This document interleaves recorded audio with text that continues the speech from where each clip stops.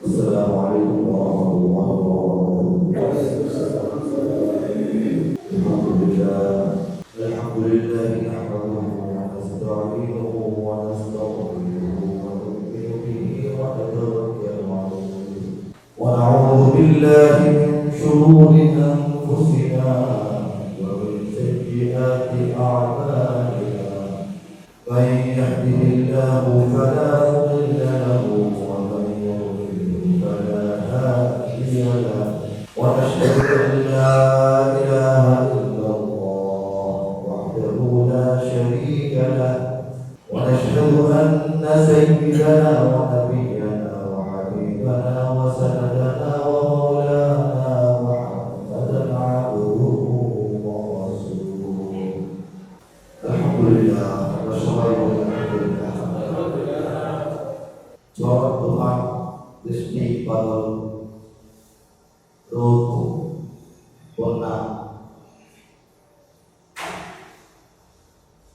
Santo সকল পরিস্থিতিতে এখন তো মরে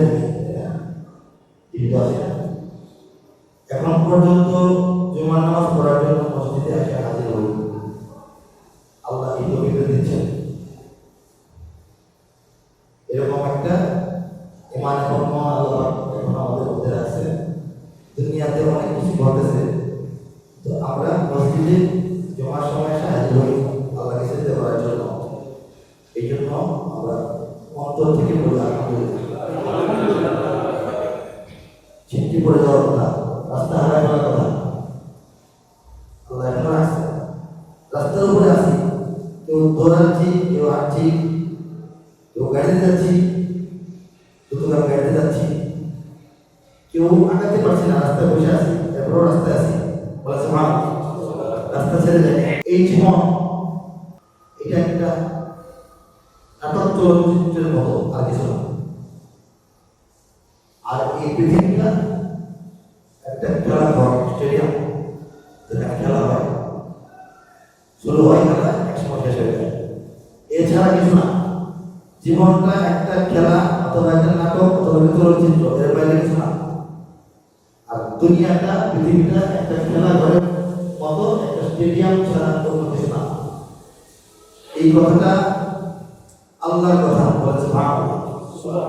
এটা উদাহরণস্বরূপ গবেষণা করে প্রদীপ সাহেব বের করেছেন। এই কথাটা শুনতে যেমন সহজ, এই সহজ কথাটাই আল্লাহ আমাদেরকে বলছেন পুরা শরীরে। আমরা সহজে বুঝি না। দুনিয়া নিয়ে এত গবেষণা দরকার নাই, জীবন নিয়ে এত গবেষণা দরকার নাই। আল্লাহ গবেষণার ফলাফল নাকি বলছেন এটা অঙ্কের ফলাফল, এটা দুনিয়ার খাতার মধ্যে কেন খাওয়া তোমার কাছে বলেছে। দুনিয়া হচ্ছে খেলাঘর, জীবনটা খেলা, আল্লাহ বলেছে। এরপরে বোঝা বাকি আছে। পৃথিবীর 1000 বছরে, দুনিয়ার 1000 বছরে আখিরাতের একদিন বলেছে মানুষ। এখন চিন্তা করেন, দুনিয়ার 1000 বছর আগের আখিরাতের 24 ঘন্টা, কত 24 ঘন্টা দিন ধরে একদিন। দুনিয়ার 500 বছর আখিরাতের 12 ঘন্টা। দুনিয়ার 250 বছর আখিরাতের 6 ঘন্টা। দুনিয়ার 100 বছর, 125 বছর আখিরাতের 3 ঘন্টা। আমরা যারা আল্লাহ লম্বা হায়াত দান করে, লম্বা হায়াত দান করে, অনেকে আছে না যে শতবর্ষী মানুষ, খুব সম্মান করি আমরা সবাই। 112 বছর হায়াত, 117 বছরের বৃদ্ধা, 123 বছরের পাওয়া যায় না আমাদের। এই অনেক লম্বা হায়াত যদি আমরা 125 পর্যন্ত করে ধরি, যারা লম্বা হায়াত 100 বেশি, এই মানুষটার জীবনটা আখিরাতে কয় ঘন্টা? 3 ঘন্টা। এটাকে অর্ধেক করলে 5.5 বছর হয়। 125-এ অর্ধেক করলে 5.5 বছর। 5.5 বছরের আশেপাশে যাদের বয়স 70-এর মধ্যে দুনিয়া থেকে বিদায়, তাদের হায়াতটা আখিরাতের 1.5 ঘন্টা। বুঝতে পারছি আমরা অধিকাংশই 1.5-2 ঘন্টা দুনিয়াতে বাঁচি। কয় ঘন্টা? 1.5-2 ঘন্টা হচ্ছে একটা খেলার টাইম। ফুটবল ম্যাচ 90 মিনিট হয় না, একটা খেলা। খেলার মধ্যে এত আনন্দ, এত উত্তেজনা, এত হতাশা, এত আকাঙ্ক্ষা, এত অপেক্ষা, এত কষ্ট মানুষ পায়। খেলার পরে মারা যায় না, খেলার মাঠে স্ট্রোক করে মারা যায়। গোলকে হবে না, গোলটা হওয়ার কথা হলো না, এখন স্ট্রোক করে মারা যায়। মানুষটা বোকা, ঠিক না বলেন?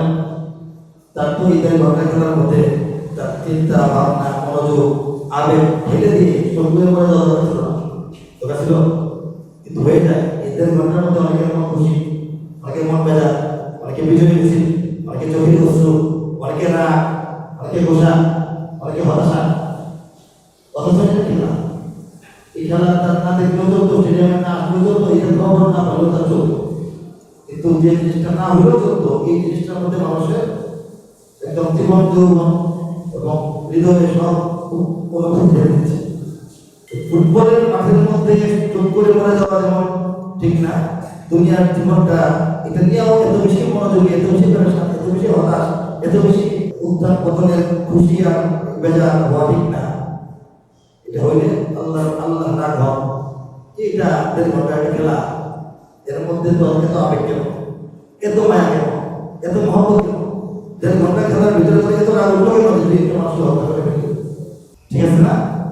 এটা হচ্ছে দুনিয়ার জীবন, এর বাইরে কিছু না। একটা নাটক চলচ্চিত্র যদি আমরা দেখি, একটা মানুষের জন্ম দেখা হয়, কিছুদিন পর সে বড় হয়ে গেছে, তারপরে চাকরি করতেছে, বিয়ে করে হচ্ছে, তার সন্তান হয়ে গেছে, তার সন্তান বড় হয়ে আবার বাচ্চা হয়ে গেছে, তার নাতি আসে পড়ছে, 3 প্রজন্ম দেখায় দেখা শেষ। আমরা এর মধ্যে কান্নাকাটি করে পেরেশান হয়ে টেনশন করে আমরা বিভিন্ন আবেগে এটার মধ্যে জড়ায় যায়।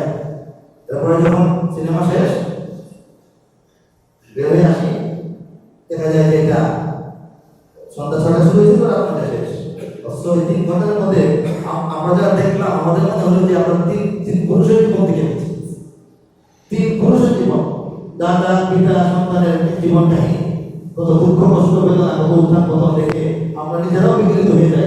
অথচ আমাদের প্রতিদিনের কাজের থেকে 3টা ঘন্টা সময় আমরা একটা পর্দার সামনে বসেছিলাম। এই 3 ঘন্টার মধ্যে আমাদের কি জানি মনে হয়েছে, আসলে কিছু না, আসলে কিছু না। যারা 125 বছর হায়াত পান করে 100 উপরে, তাদের জীবনটা ওই 3 ঘন্টার একটা চলচ্চিত্র ছাড়া কিছু না, ফুটবল খেলা ছাড়া কিছু না। এই কথাটা আল্লাহ কোরআনুল কারীমে আমাদেরকে খুব পরিষ্কার ভাষায় বলে দিয়েছেন। আমরা জানি না বলে বুঝি না।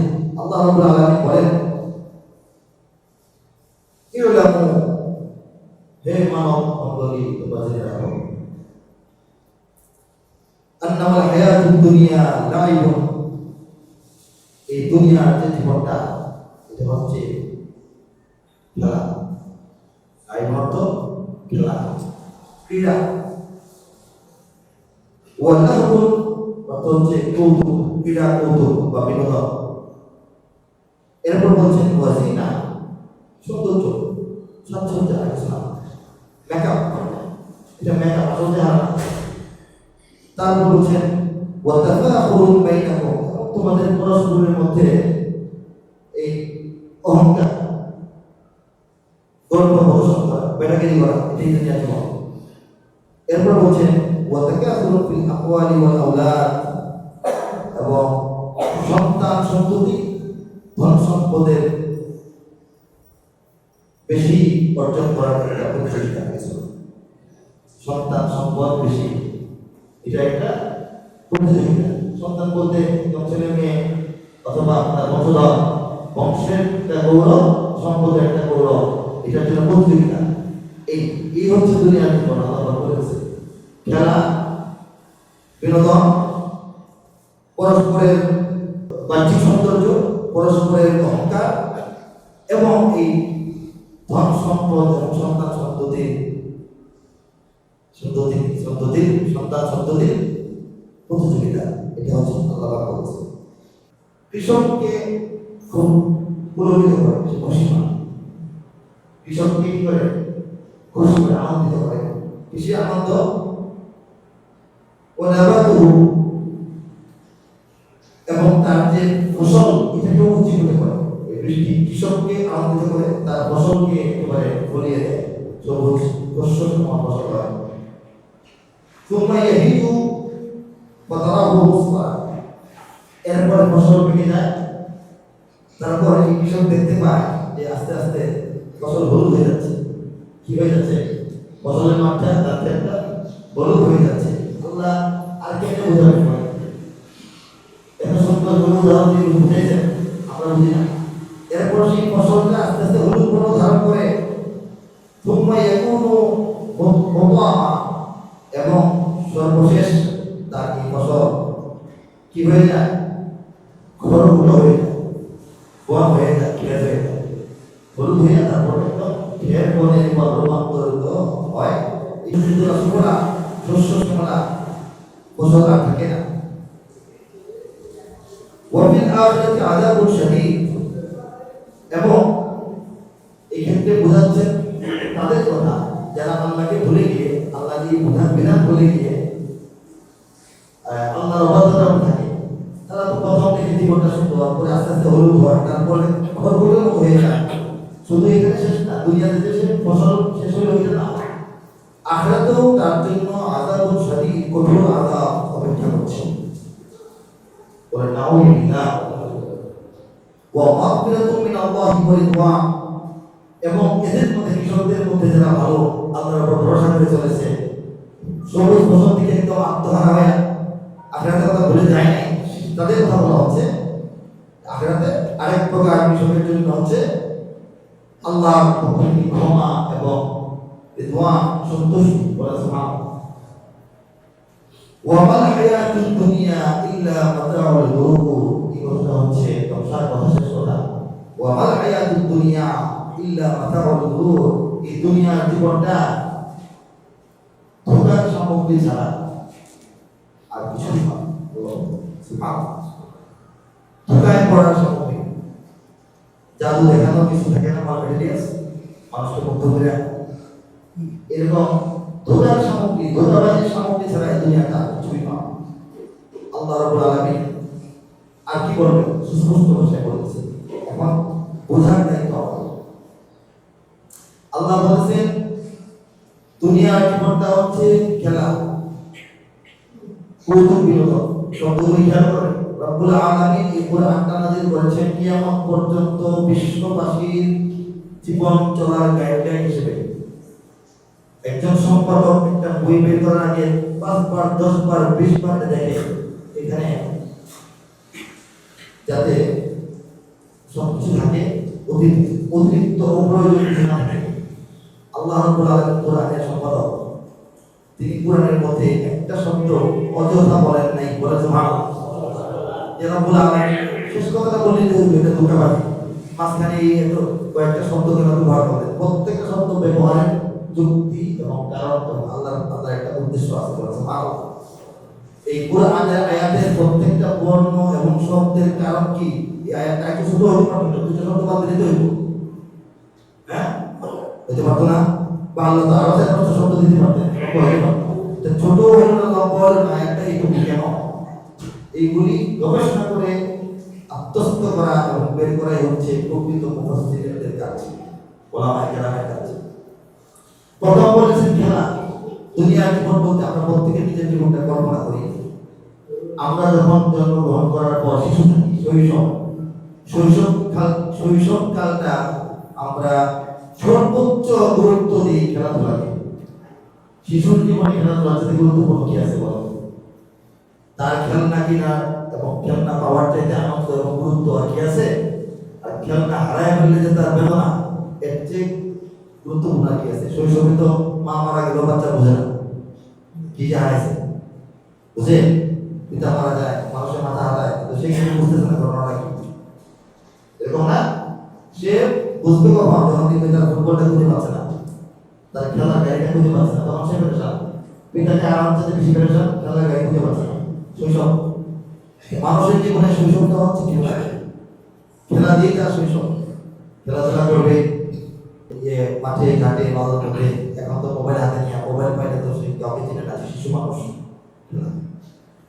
মানব জীবনের প্রথম অংশ শৈশব, এটা হচ্ছে খেলাধুলায় ভরপুর, খেলামুখী, খেলা ভিত্তিক। এই জন্য আল্লাহ পাক বলছেন যে তোমাদের দুনিয়ার জীবনটা প্রথম শব্দটা বলছেন খেলা, এরপরে বলছেন কৌতুক বিনোদন, লাহু এটা লাইবন, কৌতুক বিনোদন। কখন এই শৈশবটা পার হয়ে মানুষটা যখন একটু বড় হয়, ঠিক আছে, যখন যে মোটামুটি কিশোর হয়, কিশোর হওয়ার পর তার কাছে কৌতুক বিনোদন গুলো আকর্ষণীয় হয়ে ওঠে। একদম শিশুর কাছে হয় না, শুধু খেলা। কৈশোরে আসা তার কাছে খেলা চাইতে টেলিভিশন ভালো লাগে, লাগে না? তখন তাকে শুধু এই মাঠের মধ্যে পাড়াতে ফুটবল দিয়া এর চেয়ে তার কাছে আকর্ষণীয় টেলিভিশনের কার্টুন। আর কত খেলা না, কি বিনোদন, কার্টুন বা এই সেই নানা রকমের বিনোদন সামগ্রী, এটা তার তখন ভালো লাগে। শারীরিক খেলা নাও হতে পারে, খেলা নাও হতে পারে, কিন্তু যেটা থেকে তার মন খুশি হয়। এই কৌতুক এবং বিনোদনের দিকে আমাদের দৃষ্টি, আমাদের আকর্ষণ, সেটা আমাদের কৈশোরে গিয়ে তৈরি হয়। তারপরে আলাদা সিরিয়ালি বলছে প্রথম খেলা, তারপর বিনোদন, বলে সুবহানাল্লাহ। তারপর বলছে যে জিনা, সৌন্দর্য, চাকচিক্য। সৌন্দর্য বলে তো কথাটা সুন্দর লাগে, চাকচিক্য এটা সৌন্দর্যের থেকে বেশি। আর চাকচিক্যের অর্থ হলো যে বাস্তবে জানা, বাইরে দেখা যায়, এটার নাম চাকচিক্য। সৌন্দর্য তো আসল সৌন্দর্য বলা হয়। চাকচিক্য শব্দটা মনে পড়তেছিল না, চাকচিক্য বলতে হবে। চাকচিক্য, শৈশব, কৈশোর, পরে কি তারুণ্য। মানুষের জীবনের পার্ট কি তারুণ্য। তারুণ্যে গিয়া একটা তরুণ মানুষ, সে দেখবেন যে ফুটবল দিয়ে খেলতেছেও না, সারাদিন বসে কাগজ দেখে না, সে চাকচিক্যের জীবন হয়ে যায়। বেশ একটা পোশাক, হ্যাঁ, একটা ভালো আইফোন, ভালো একটা দামি কোম্পানির বাইক চালাতে তার নিজেকে ভালো মনে হয়, এই চাকচিক্য সে প্রদর্শন করে। সে নিজেকে আরো সুন্দর, আরো চমৎকার, আরো বেস্ট প্রমাণ করার চেষ্টা করে, স্মার্টনেস দেখানোর চেষ্টা করে। চাকচিক্যের মধ্যে যুক্ত হয়ে যায়। ভাবসাব বলি না, ভাবদর্শী, ভাবভঙ্গি, এর মধ্যে মানুষের জীবন তারুণ্যে চলে যায়। তখন তার এই মাঠের দৌড়াদৌড়ি খেলা আর এই টেলিভিশন দেখার মন থাকে না। তখন বর্তমান দেশে চাকচিক্যের জীবন ঢুকে যায়। নারী পুরুষ সবাই তাদের জীবনে এই অংশটা পালন করে। এরপর বলা হয়েছে, এরপর কি আসে আমাদের জীবনে? যৌবন, শৈশব, কৈশোর, তারুণ্য, যৌবন। এই যৌবনকালের কথা আল্লাহ এক শব্দে উল্লেখ করেছেন, এটা হচ্ছে পরস্পরের গর্ব অহংকার প্রদর্শন। এই যৌবনকালে গিয়ে গর্ব অহংকার প্রদর্শনের সময় এসে যায়।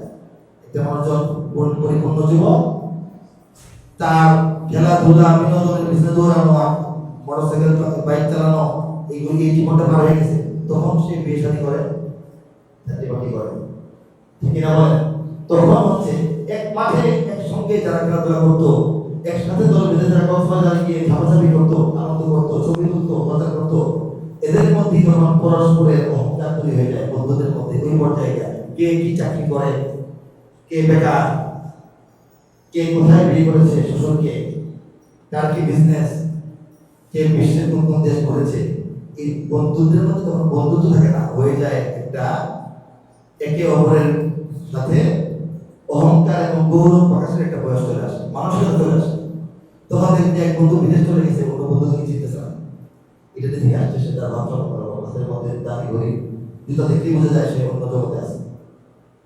হ্যাঁ, খুব ভালো সরকারি চাকরিজীবী যে বন্ধু হয়ে গেছে, তার মধ্যে ভাব চলে আসে যে আমার সঙ্গে খেলতো, দৌড়াইতো, বাকিরা তো কিছু করতে পারেনি, আমি তো একটা বিশেষ ক্যাডার।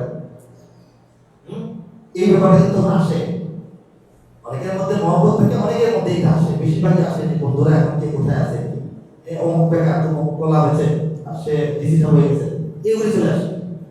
এই যে পারস্পরিক অহংকার এবং গর্ব প্রদর্শনের একটা লাইফ টাইম, জীবন একটা সময়, এটাকে আল্লাহ চিহ্নিত করেছেন এই ধাপে এসে। এবং এই যৌবন কালটা মানুষের কর্ম জীবন, চাকরি জীবন, ব্যবসা জীবন, শক্তি সামর্থ্যের জীবন, এটা যখন শেষ হয়ে মানুষ বার্ধক্যের দিকে চলে আসে, প্রবীণ হয়, প্রবীণ প্রবীণ অবস্থায় তখন মানুষের জীবনে কোন পার্টটা আসে শেষের শব্দে আল্লাহ এটা উল্লেখ করেছেন। তখন হলো যে সন্তান সন্ততি এবং ধন সম্পদ তার কর্মজীবনে সে কি কামাইলো, এইটার একটা প্রতিযোগিতা শুরু হয়ে যায়। কার কয়টা ফ্ল্যাট, কার কয়টা ঘর, কার বিদেশে বাড়ি কিনতে পেরেছে, কার গাড়ি কয়টা, তার বাচ্চারা কি করে। আমার বাচ্চা তো দুটা মেয়ে তো ডাক্তার হয়ে গেছে, মেডিকেলে আছে, সেটা তো ইংরেজি পড়াশোনা করতেছে, তো অনেক শুরু হয়ে যায়। সন্তানদের নিয়ে গর্ব করা আর সম্পদের প্রতিযোগিতা করা, যেভাবে বললাম ঠিক আছে না। আল্লাহ রাব্বুল আলামিন এই ব্যাপারটাকেই আমাদের সামনে এই আয়াতের মধ্যে 4-5টা শব্দ দিয়ে আমাদের বুঝাইছেন। প্রথম বলছেন জীবন, খেলা, শৈশব, তারপর বলছেন বিনোদন, কৈশোর, তারপর বলছেন চাকচিক্য, তারুণ্য, তারপর বলছেন এই কি বলে অহংকার এবং গৌরব, পারস্পরিক অহংকার এবং গৌরব প্রদর্শন, এটা হচ্ছে যৌবনকাল। এরপর বলছেন সম্পদ এবং সন্তান নিয়ে বড়াই এবং প্রতিযোগিতা, এটা হচ্ছে প্রবীণ সময়টা। এটা হচ্ছে মানুষের জীবন আর কিছুই নয়। এটা বলার পর আল্লাহ পাক বলেছেন, এই যে কথাটা বললাম উদাহরণ, এই উদাহরণটা ছোট শোনো। উদাহরণ দিচ্ছেন যেমন নাকি যখন বৃষ্টি হয়, সুন্দর ফসল ফলে যায়, কৃষকের মন খুব খুশি হয়ে যায়। দুনিয়ার মানুষের এই অবস্থাটা হয়, সুসময় যৌবনের সময়, সুসময় এরকম মনে হয়। এরপর এটা আস্তে আস্তে পেকে যায়, পেকে হলুদ বর্ণ ধারণ করে, সর্বশেষ হলুদ বর্ণ শুধু না, এটা ঘনভূত হয়ে যায়, গরুর খাবার হয়ে যায়, গরুর খাবার হয়ে যায়, ঠিক না? এটাই হচ্ছে দুনিয়ার বাস্তবতা। শুরু এভাবে হয়, শেষ এভাবে হয়, গরুর খাবার হয়ে যায়। আর এই কৃষক বলতে আল্লাহ পাক মানব মণ্ডলীকে বুঝাইছেন। তখন আখিরাতে একটা হিসাব আমার বাকি থাকে। এই মানব মণ্ডলী তার জীবনটা তো বুঝাই দিলাম, এই জীবনটা সে যে মনোভাব নিয়ে পার করলো, যে দৃষ্টিভঙ্গি নিয়ে পার করলো, যে দর্শন ধারণ করে সে এই জীবনটাকে পার করলো, এর ভিত্তিতে আখিরাতে সে অনেকের জন্য কঠোর আযাব অপেক্ষা করে, অনেকের জন্য ক্ষমা এবং আল্লাহ সন্তুষ্টি অপেক্ষা করে। বলেন সুবহানাল্লাহ। লাস্টে বলতেছেন মোট কথা, আসল কথা হলো এই দুনিয়াটা ধোঁকার সামগ্রী ছিল। এই আয়াতটা কত সুন্দর, বলেন কত অর্থবহুল, কত কমপ্লিট একটা বাণী আল্লাহ। এই আয়াত দিয়ে আল্লাহ পাক দুনিয়া মানুষকে যা বোঝাতে চেয়েছেন, দুনিয়া মানুষ যদি এটা মনে দিলে বুঝে, এই মানুষটা কাফের মুশরিক হবে না, জালিম হবে না, লোভী হবে না, হিংসুক হবে না, অহংকারী হবে না, দুনিয়ার পাগল, সম্পদের জন্য জীবন বিনষ্ট করে দিয়েছে, দুনিয়া করতে করতে আখিরাত ভুলে গেছে, এরকম হবে না, হতে পারে না। এই আয়াতের তাৎপর্য মর্মটা একটা মানুষের অন্তরে ঢুকে গেলে সে যা যা বললাম এরকম হতে পারে, সম্ভব না, হতে পারে না। সে হবে প্রকৃত জ্ঞানের অধিকারী একজন মুমিন বান্দা। সুবহানাল্লাহ। আমরা কেন বান্দা হব? কার বান্দা হব? আমরা কার বান্দা? জোরে বলি, কার বান্দা? আল্লাহ। আল্লাহর বান্দা। আল্লাহকে রব্বুস সামাওয়াতি ওয়াল আরদ, সামাওয়াতি ওয়াল আরদ, আকাশসমূহ এবং পৃথিবীসমূহের আল্লাহ মালিক। সুবহানাল্লাহ। আমরা একটা পৃথিবীতে আছি না, এরকম এটা হচ্ছে সৌরজগতের, আমাদের যে সৌরজগৎ, এটা একটা গ্রহ, একটা গ্রহের নাম কি? পৃথিবী। এই সৌরজগতে কত কোটি আল্লাহ মালিক, এটা আমরা বলতে পারি না। কত কোটি সৌরজগতের মালিক আল্লাহ, এটা আমরা জানি না। বলেন সুবহানাল্লাহ। হুজুর বিজ্ঞানীরা জানে না? জানে না। বিজ্ঞানীরা এই সৌরজগৎটার ভিতরে দুনিয়াতে বসবাস করে, চাঁদ পর্যন্ত খবর পাইছে, মঙ্গলের খবর পাইতেছে, চেষ্টা করতেছে। এই সৌরজগতে একটা গ্রহে বাস করে, আরো 2টা গ্রহের সঙ্গে যোগাযোগের চেষ্টা করতেছে। আর কয়টা গ্রহ আছে এটা হিসাবটা পাইছে, আর বাকিটা যে অন্ধকারে বুঝতেছে। আর এটা বলতেছে যে লক্ষ লক্ষ গ্যালাক্সি, কোটি কোটি গ্রহ উপগ্রহ দুনিয়াতে, সৌরজগৎ এটা না, অনেক আছে, অনেক আছে, অনেক আছে। এই অনেক যে কত হাজার লক্ষ কোটি, এই সবগুলির মালিক যিনি আল্লাহ, আমরা কি তার বান্দা হব না শয়তানের বান্দা হব? আল্লাহ আজ্ঞার হওয়ার যোগ্যতা আছে, আজ্ঞার বন্দিকে আমরা করতে পারি। চিন্তা করে দেখেন, তাহলে ইমান মজবুত হবে। যেখানে আসি যার বন্দী করতেছি সঠিক করতেছি, সঠিক করতেছি, তাহলে তো একটু মনে হয় ঠিক না ঠিক। এই মনে হওয়াটা শয়তানের ওয়াসওয়াসা। সেই আল্লাহ আমরা বান্দা, সেই আল্লাহ যিনি বলেন তার কোরআনে বলেন পৃথিবীর সমস্ত সাগর যদি কালি হয়ে যায় বলে কালি, সমস্ত সাগর বলতে দুনিয়াতে আল্লাহর সৃষ্টি কত সৌরজগৎ আছে, সেখানে আরো কত পৃথিবী আছে, আরো কত সাগর আছে আমরা জানি না।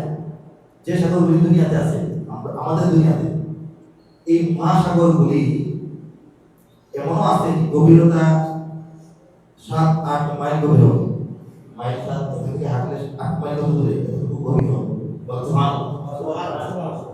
পৃথিবীর 4 ভাগের 3 ভাগই পানি, 1 ভাগ হলো দুনিয়াটা, যেখানে আমরা এখানেও যাইতে পারি না, সারা জীবনে কোথাও যাওয়ার তৈরি পারি না, এগুলো দেখার মতো তৈরি পারি স্থলে ছোট 3 ভাগই পানি।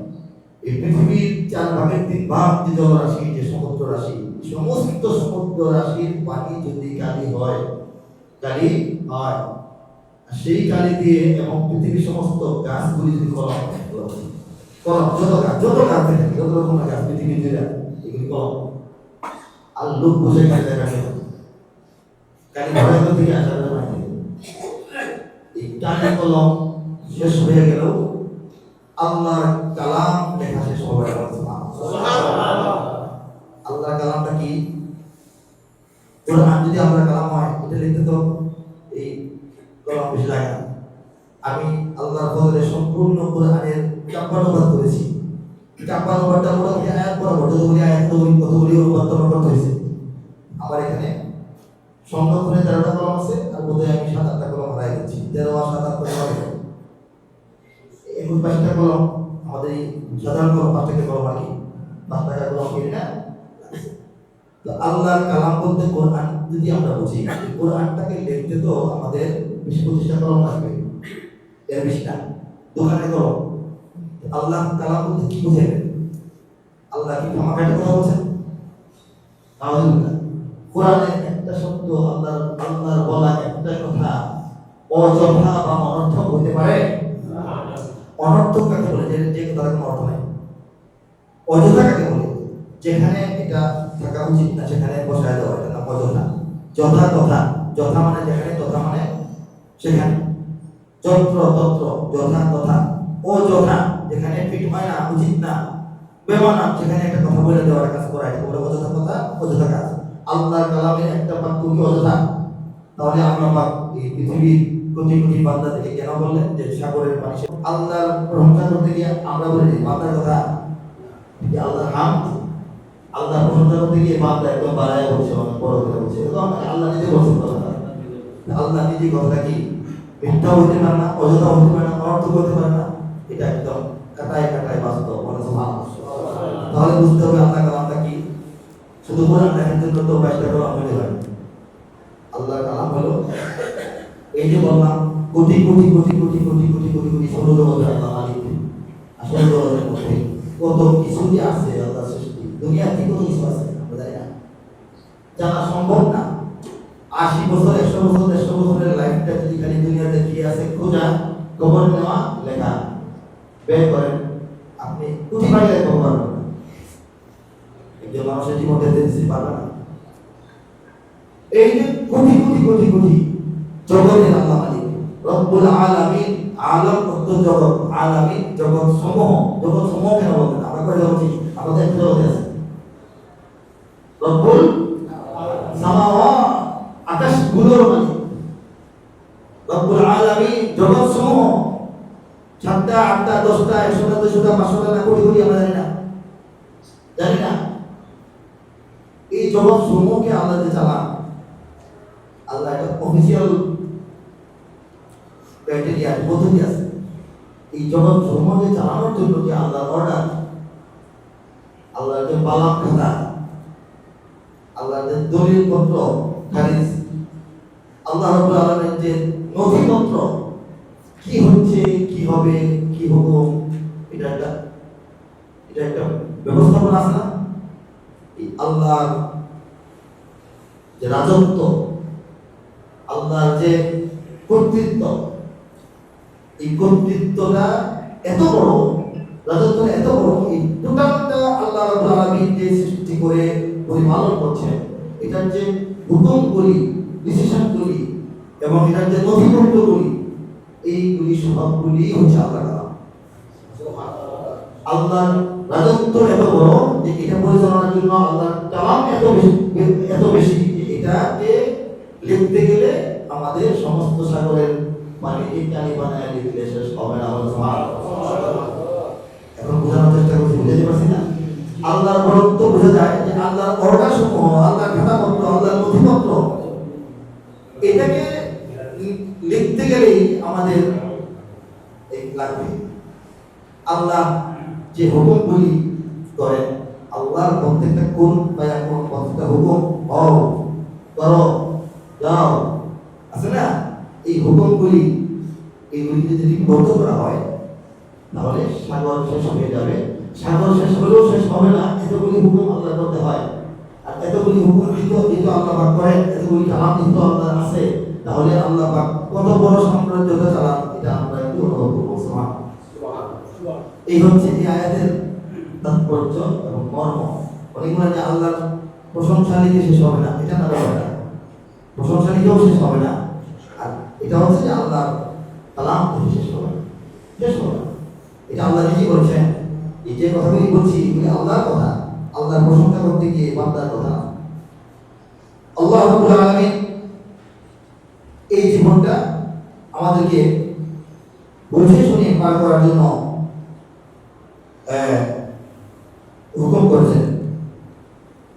সাহাবায়ে কেরাম আজমাইন এবং বিশেষ করে খলিফাতুল মুসলিমিন যারা ছিলেন, তারা তো নবীজির সহচর, নবীজির ছাত্র সঙ্গী, তারা তো অনেক বেশি আমাদের চাইতে বুঝতেন আল্লাহ কালামের কথাগুলি, কোরআনের বাণীগুলি বুঝতেন বলে তারা এরকম ছিলেন তাদের জীবনটা।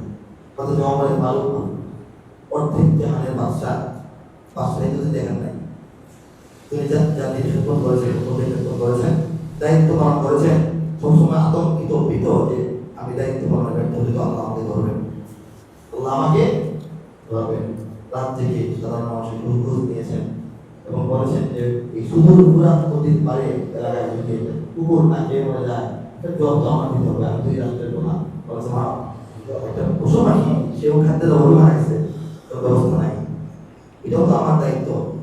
অথচ আমাদের ফারুক রাদিয়াল্লাহু আনহু জুমার বয়ান দিতে দাঁড়াইছেন, কথা বলতে দাঁড়াইছেন, মসজিদে দাঁড়াইছেন, তো সুন্দর একটা জুব্বা পরে দাঁড়াইছেন, একটা পোশাক, সুন্দর পোশাক পরে দাঁড়িয়েছেন, নতুন পাঞ্জাবি, নতুন জুব্বা। সাহাবায়ে কেরাম আজমাইন সামনে বসা, একজন সাহাবী দাঁড়াইলেন, সাধারণ নাগরিক, গ্রাম থেকে আসা। উনি বললেন যে হে খলিফাতুল মুসলিমিন, আমার একটু কথা আছে। জি, আপনি বলেন। আমার কথাটা হলো যে আপনি যে কাপড়টা পরেছেন, কাপড়টা চিনি, কাপড় জাত এবং কালার চিনতে পারছি। এই কাপড়টা আমরা সবাই পেয়েছি। এই কাপড়টা আমাদেরকে বন্ধন করে নেওয়া, এই দিকে দেওয়া হয়েছে, হয়তো এখান থেকে আসছে, কোনো কাপড় হবে। তো আমরা তো ভাগে যতটুকু পাইছি, কারো কমপ্লিট পাঞ্জাবি হয়নি, একটু কালার পাইছি। আপনার কেমন হইল এটা আমার প্রশ্ন। আপনি কিভাবে আস্তে পাঞ্জাবি বানাতে পারবেন, কিভাবে? এটা নাগরিকের প্রশ্ন, রাষ্ট্রপতির কাছে জবাব দিই না, চিন্তা করে দেখেন। খলিফাতুল মুসলিমিন বলেন এটা জবাব আমার ছেলে দিবে। উনি জবাব দেওয়ার আগে আব্দুল্লাহ ইবনে ওমর দাঁড়ালেন, এটা আব্বা বলবেন আমি বলতেছি, আমি হয়তো নাগরিক দেশে, আমি হয়তো এক টুকরা পাইছি, আমার টুকরাটা আপনাকে দিছি। পিতা পুত্রের 2 টুকরা কাপড় দিয়ে ওনার পুরা টুকরাটা হয়েছে। আপনারা সন্দেহ করার কিছু নাই, বলেন সুবহানাল্লাহ। এই হচ্ছে ওমরের শাসন। ওমরের শাসন না আসলে আপনি শাসন ক্ষমতা যত আন্দোলন, যত বিপ্লব করে ঘুরে ফিরে আস্তে আস্তে আবার দিকে যাচ্ছে, আবার এই কষ্টের দিকে যাচ্ছে, আবার এই গণতন্ত্রতা, আবার দুর্নীতি, আবার দলীয়করণ, আবার সন্ত্রাস, আবার দুর্যোগ। আগে যারা চেয়ারে বসছিল তারা করতো, এখন যাদের হাতে চেয়ার তারা কিছু করবে, পরে যারা আসবে তারা করবে। ওমরের শাসন, ইসলামের শাসন না আসলে আমাদের মুক্তি নেই। খলিফাতুল মুসলিমিন উনি কি গরিব ছিলেন? গরিব কাকে বলা হয়? যে ব্যক্তিটা চেষ্টা করে ধনী হতে পারবে সে গরিব। যে ব্যক্তি তার শক্তি সামর্থ্য যোগ্যতা মানে ব্যবহার করার পরেও আল্লাহ তাকে দেন নাই, তকদির নাই, সেই ব্যক্তি গরিব, সেই ব্যক্তি হলো আসলে গরিব। অথচ ওমর ফারুক কি ধনী হইতে পারতেন না? উনি দুনিয়াটার বাদশা ছিলেন না? উনি কি আসলে গরিব না ইচ্ছা করে গরিবের মতো ছিলেন? বলেন, ইচ্ছা করে গরিবের মতো জীবন পার করেছেন, চাইলে গরিব না থাকতে ধনী হইতে পৃথিবীর শ্রেষ্ঠ। কিন্তু গরিবানা জিন্দেগানি পার করেছেন কেন? এই আয়াতগুলি তারা জানতেন এই জন্য। এখানে আমার অনেক কিছু করার কারণ নাই।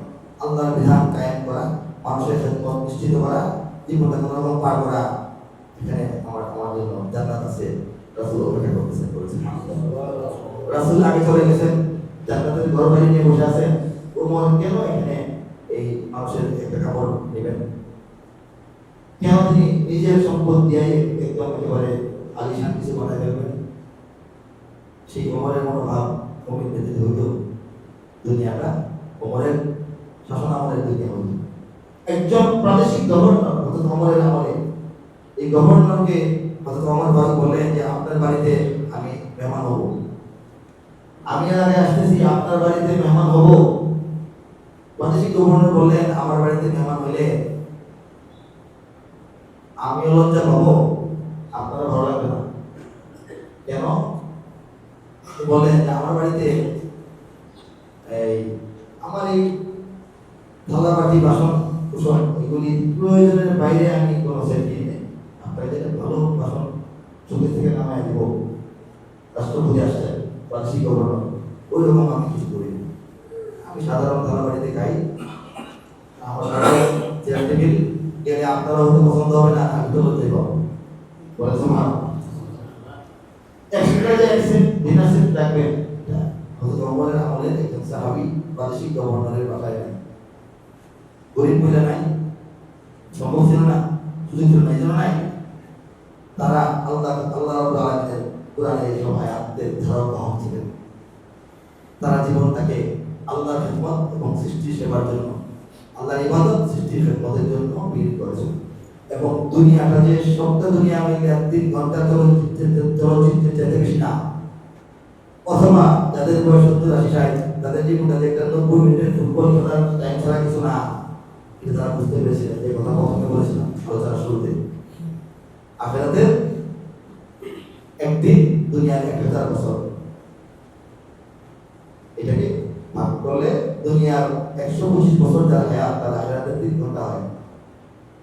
একবার বললাম কথা অনেক পরে আসছে, দুনিয়ার 62 বছর বয়সের হায়াত, এর আশেপাশে যাদের হায়াত, এটা আখিরাতের মাত্র 1.5 ঘন্টা হয়। এই 1.5 ঘন্টা, 2 ঘন্টা, 3 ঘন্টার হায়াতটাকে তারা সেভাবেই পার করেছে।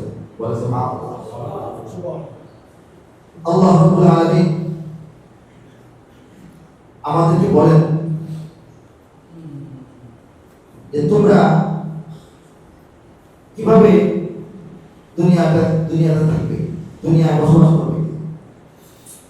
আমাদেরকে প্রথম দায়িত্ব দিয়েছেন তোমরা হিদায়াতের পথে থাকো এবং চলো। দ্বিতীয় দায়িত্ব দিয়েছেন যে তোমরা অবশ্যই যে জীবনে যে অবস্থায় থাকো, সবার তো অবস্থা একটা, কত অবস্থা মানুষ আমরা, যার যে হালত, যার যে পরিস্থিতি জীবনের, তোমরা জান্নাতের দিকে আগাও। বলে সুবহানাল্লাহ। এর অর্থ হলো তুমি বাসযাত্রী হইলেও বাসটা জান্নাতে চালাও। তুমি যদি হাঁটার ক্ষমতা থাকে জান্নাতের পথে হাঁটতে থাকো, তোমার ক্ষমতাই নাই, বসে গেছো জান্নাতের রাস্তাটার মধ্যে উঠে বসে থাকো, এই রাস্তাটা ছেড়ে যাওয়া না, এটা আল্লাহ বলছে। তুমি যেমন পারো, তোমার জীবন দুঃখের, তোমার জীবন সুখের, তুমি দরিদ্র পীড়িত, তুমি ধনী আহ্লাদিত, তোমার যে হালত থাকো, রাস্তাটা যেন জান্নাতে থাকে, জান্নাতের দিকে আগানোর চেষ্টায় থাকবা, তাহলে তুমি জান্নাত ভুক্ত হয়ে যাবে। বিশাল মাহফিল, ধরেন ইস্তেমার যে মূল জায়গাটা, মঞ্চ এবং আসল মাঠটা, সেটা তো আগে হয়ে গেছে। তো যারা কি সবল, সাহসী, আগ্রহী, আগে যাওয়ার 3 দিন আগে বসে আছে, তারা আমাদের যেতে বেশি ভালো না। আর আমরা যারা পরে যাওয়ার লোক, অলস লোক, কিছু দুষ্ট লোক, অথবা তাদের যে ইমান দুর্বল অথবা ব্যস্ত, আমরা যে যাই ওদিকে দেখা যায় যে গম্ভীর পাঠার সামনে যাইতে পারি, তাই না? আরো উত্তরবঙ্গে গিয়ে যেতে পারতেছি না, যেতে পারতেছি না, কিন্তু আমরা যাইতেছি কোন দিকে? যাইতে বুঝতে পারি না, যাচ্ছি কোন দিকে? ইস্তেমার দিকে। ইস্তেমার দিকে যেতে যেতে আমরা যেখানে গিয়ে দেখি আর যাওয়া যায় না, থেমে গেলাম, আর যেতে পারলাম না। এরপরও তো বলবো ইস্তেমায় গেছি। যে ব্যক্তি যায় না সে বলতে যায় না। যে ব্যক্তি মাহফিলের একদম শেষে বসছে, মাঠের বাইরে দাঁড়ায় শুনছে, কিন্তু মাহফিল উঠছে গেছে, সেই ব্যক্তিও মাহফিল বলা বলে সুবহানাল্লাহ। মাহফিলে অন্তর্ভুক্ত, সে মাহফিল আসে, সে তো মাহফিলে আসছে, মাহফিলের কোন জায়গায় স্থান পাইছে এটা তার ব্যাপার। আল্লাহ বলছেন যে তোমরা জান্নাতে আসো, অন্যদিকে যাও না, যে পর্যন্ত আসতে পারো আসো না। জান্নাতমুখী পথ চলাটা জীবনে চলতে থাকো তোমরা। জান্নাতের ভিতরে দরজার বন্ধ, এসে বড় দূরে থাকো, অনেক দূরে থাকো, কিন্তু আসার যে স্রোত, এই স্রোতের মধ্যে থাকলে তোমরা এই সমাবেশে যোগদান করে চলে যেতে হবে। কথাটা পরিষ্কার না, সুন্দর না? দুনিয়ার উদাহরণটা একদম ধাপে ধাপে মিলে গেছে না? হ্যাঁ, আল্লাহ পাক এই জিনিসটা আমাদের কাছে চাচ্ছেন যে তোমরা ন্যায়ের পথে, তোমরা হেদায়েতের পথে থাকো। প্রথম কথা, উঠো পথে, উঠবো। উঠার পর তোমরা গোটা জীবন যেভাবেই তোমার জীবন পাবো, তোমার দুঃখের ভাগ্য যেমনই হোক, তুমি যেন জান্নাতের দিকে আগাও, এটা আমি চাই। বলা সুবহানাল্লাহ। এরপরে বলছেন আমার কাছে মাফ চাইতে থাকো। বলা সুবহানাল্লাহ। আমি তো মাফ চাইতে থাকো, আল্লাহ আমি তো বেশি আগাইতে পারতেছি না, আল্লাহ আমি তো চেষ্টা করতেছি, হচ্ছে না, আল্লাহ আমি আমার মতো আমি করতেছি, বাকি যা ভুল হচ্ছে, কমতি হচ্ছে, আপনি মাফ করে দেন। এই কথা তুমি আমাকে বলতে হবে, এই কথাটা আমাকে বলো। মনে করো না যে কেউ আসতে চেষ্টা করতেছি, ভাই তুমি বলে আসি, আমি তো বেকার সকালই রওনা হয়ে গেছি, কিন্তু আসতে পারতেছি না, ভাই মাফ করে দেন, চেষ্টা করতেছি। কারো দাওয়াতে গেলে আল্লাহ পাক আমাদের দাওয়াত দিয়েছে, যদি আমরা রাস্তার মধ্যে দেরি হয়, কষ্ট হয়, আমাদের অযোগ্যতার কারণে অল্প যাই, কিন্তু আল্লাহর সঙ্গে যোগাযোগ রাখতে হবে। আল্লাহ আমি আইতেছি, আমি পারতেছি না, আপনি মাফ করেন, আমি আমার সাধ্য মতো করতেছি, হচ্ছে না, আপনার পছন্দ হবে না, কিন্তু আপনি আমাকে মাফ করে দেন। এই কথাটা আল্লাহর সঙ্গে যোগাযোগ রাখা, আল্লাহ বলছে যোগাযোগ দিচ্ছি, সহজ করে দিচ্ছি না। তারপর আল্লাহ বলেন মুমিনদের জন্য জান্নাত রয়েছে। আলহামদুলিল্লাহ, মুমিনদের জন্য জান্নাত রয়েছে। জান্নাতটা কি? জান্নাতের কতটুকু প্রশস্ত আয়াতে কারিমে আসছে এক জায়গায়, এটা দুনিয়া থেকে জমিন থেকে আসমান পর্যন্ত প্রশস্ত। জান্নাতের প্রশস্ততা দুনিয়া থেকে আসমান পর্যন্ত, আর দৈর্ঘ্য আল্লাহ বলেন নাই। ওই যে বিশাল আসমান, বিশাল জান্নাত, আল্লাহ পাক রাসূলকে বলেন, হে রাসূল, জান্নাতের ব্যাপারে বলেন যে আপনি যখন তাহা দেখবেন, হে নবী আপনি যখন জান্নাত দেখবেন, তখন দেখতে পাবেন এটা নিয়ামতে ভরপুর বিশাল একটা জগৎ। সুবহানাল্লাহ। আমি কি আল্লাহ বলছেন নিয়ামত দ্বারা ভরপুর। কি নিয়ামত? কল্পনা করতে পারবো না। কোনো চোখ কখনো দেখে নাই, কোনো কান কখনো শুনে নাই, কোনো অন্তর কখনো কল্পনা করে এটার কাছে যেতে পারবে না। মনে মনে ভাবলাম জান্নাতটা মনে হয় এরকম, কিন্তু আল্লাহ বলছেন পারবে না। তোমার কল্পনা শক্তি তো আমি জানি বেশি।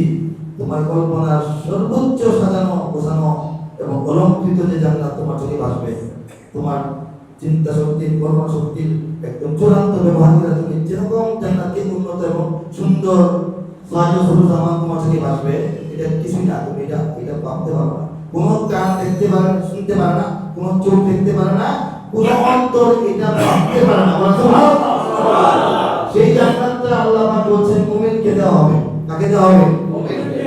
আর মুমিনকে বলছেন এই জান্নাতটা পাওয়ার জন্য তোমরা হেদায়েতের রাস্তার দিকে আসো, এরপর তুমি জান্নাতের দিকে আগাইতে থাকো, আর তুমি আমার সঙ্গে যোগাযোগ রাখতে থাকো, মাফ চাইতে থাকো। বলেন সুবহানাল্লাহ। এবং বলছেন দুনিয়াটা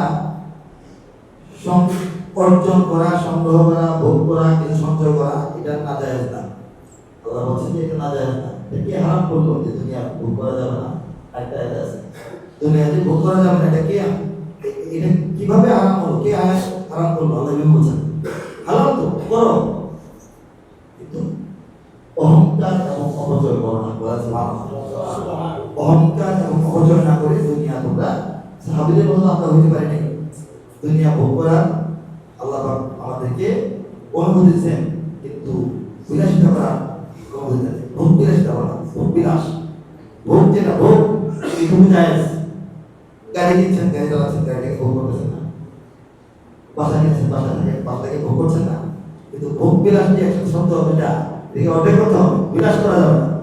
যেটা আপনার প্রয়োজন নাই, এর চাইতে বেশি দেখানোর জন্য, মানুষকে বোঝানোর জন্য অতিরিক্ত, এটাকে বিলাস। এই আমার এই ঘড়িটার দাম 1200 টাকা, বাইতুল বিতরণ থেকে কিনেছি 4 বছর, 4th বছর, এটা আমার প্রয়োজন। এর চাইতে পয়সা ঘড়ি কিনলে আপনারা আমাকে খারাপ বলবেন, লোকটা হয়তো কিপটা, 35 টাকা দাম থেকে ঘড়ি করেছে। কিন্তু আমাকে আল্লাহ তৌফিক দিয়েছেন, তো 25 কোটি টাকা দামে ঘড়ি না পড়লেও 1 লক্ষ টাকা দামে ঘড়ি করতে পারবো। কিন্তু পড়লে এটা করা হবে 1 লক্ষ টাকা আমার হাতের মধ্যে থাকতে হবে। কেন? এটার নাম বিলাসিতা, এটার নাম কি? কিন্তু একটা ঘড়ি কিনে পড়তেছি, এটার নাম ভোগ, একটা আরাম, একটা সুবিধা ভোগ করতেছি। আল্লাহ পাক এটা জায়েজ করেছেন সবার জন্য। ভোগ করো, বিলাসিতা করো না, এবং অপচয় করো না। সুবহানাল্লাহ। এই কয়েকটা কথা মাইনে চললেই আমরা জান্নাত পাই।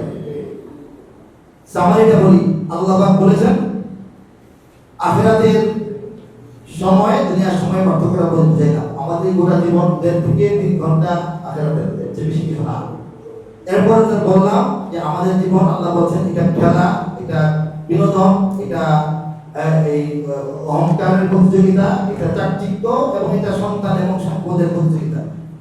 এরপর বলছেন কৃষকের ফসল যখন সুন্দর সবুজ বর্ণ ধারণ করে, বৃষ্টি হয়, খুশি হয়ে যায়, এই ফসল হলুদ হয়, এই ফসল পেকে যায়, এক সময় এটা এই খড়কুটো হয়ে যায়, ফের হয়ে যায়, বন হয়ে যায়, ওষুধের খাবার হয়ে যায়। দুনিয়ার জীবনটাও তোমাদের এরকমই।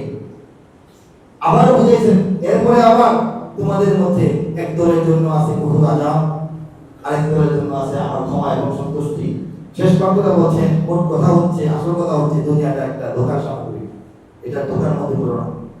ধোঁকায় পড়লে তোমার ক্ষতি হয়ে যাবে।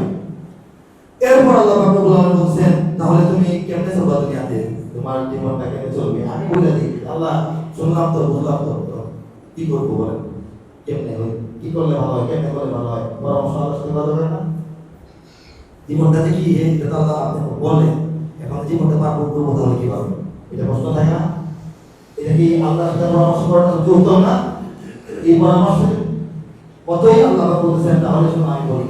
আরেক আয়াতে বলতেছেন, কোন আয়াতে, যে তুমি হেদায়েতের উপরে আসো, জান্নাতের দিকে আগাতে থাকো, আমার কাছে মাফ চাও, বন্ধুবান্ধব করতে থাকো। আর দুনিয়া ভোগ করতে নিষেধ কে করেছে? কিন্তু বিলাসিতা করো না এবং অপচয় করো না। এইভাবে তুমি দুনিয়াটা লাভ করো। পরিষ্কার না ব্যাপারটা?